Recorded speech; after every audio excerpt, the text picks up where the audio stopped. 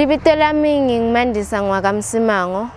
Ngithokoza kakhulu ukuba ngumfundi wase-UTech lo participator kule UNESCO project le founder ngu-Eswatini Environmental Fund. So, well, this greenhouse helps to regulate temperatures inside the greenhouse that are necessary for plant growth and maturation. The SDG goals that this project meets, it's goal number 1, 2, 3, 4, and 13, which is zero hunger, zero poverty, good health and well-being. Number 4 is quality education, and then number 13 is climate change. Goal number 1, how the project here to imitanjani goal number 1. As you go number 1 and 2, which is zero hunger and zero poverty. As you can see, good luck with lana lesigu produce we are producing all year round because of the conditions that are in the greenhouse. Goal number 3, which is good health and well-being. These projects these plants that were grown inside this greenhouse were organically grown. There were no hormones that were used to enhance the growth. We use only the compost that we make on that side, the compost heap.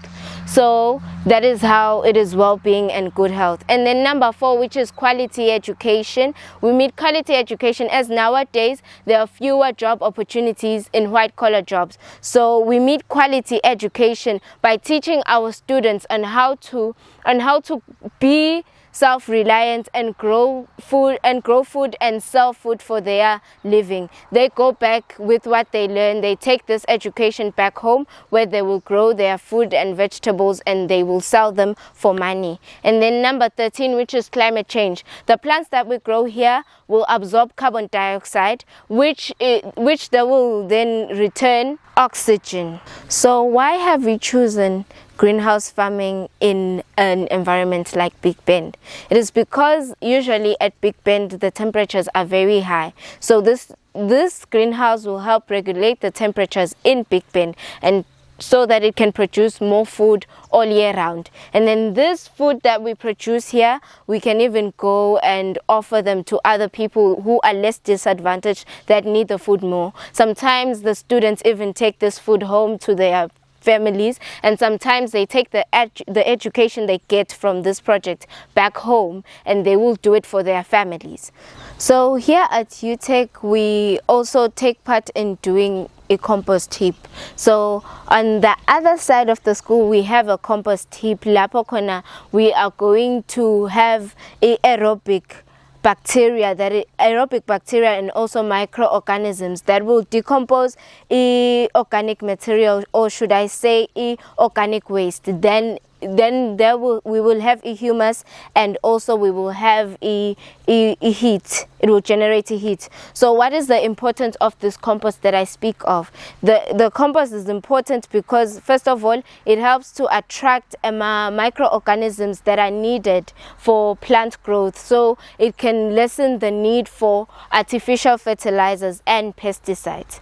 Well, with the compost that we have made that side, we also have made liquid compost, which is much more efficient than normal compost because it is already dissolved, it is already in solution. So you are able to just water your plants and they instantly absorb the compost. So how is this liquid compost made? First of all, you are going to put compost in a sack, and then you gently suspend the compost in that sack into water, and then the water will dissolve the compost and liquid compost will be formed. So also here at school we do vegetative propagation other than sexual reproduction.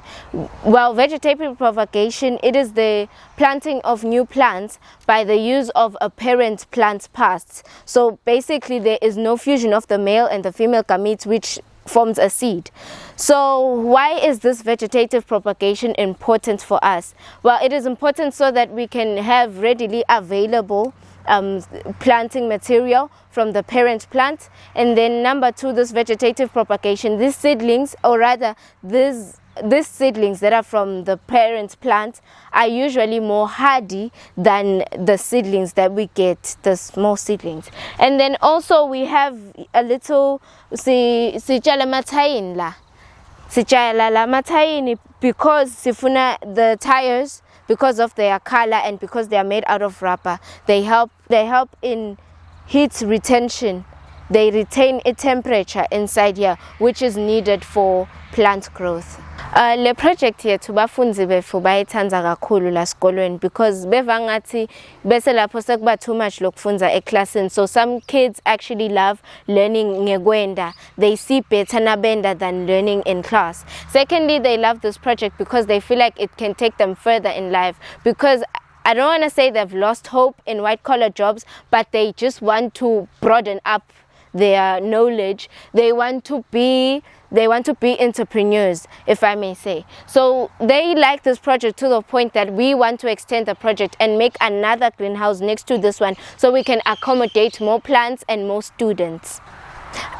Also, how are we going to make sure that we increase, or rather invite more students to come here? Well, we are going to advocate for this project. We're going to make sure that we try to lure other kids to come to this project and advocate for it and tell them the importance of being a part of the UNESCO Club.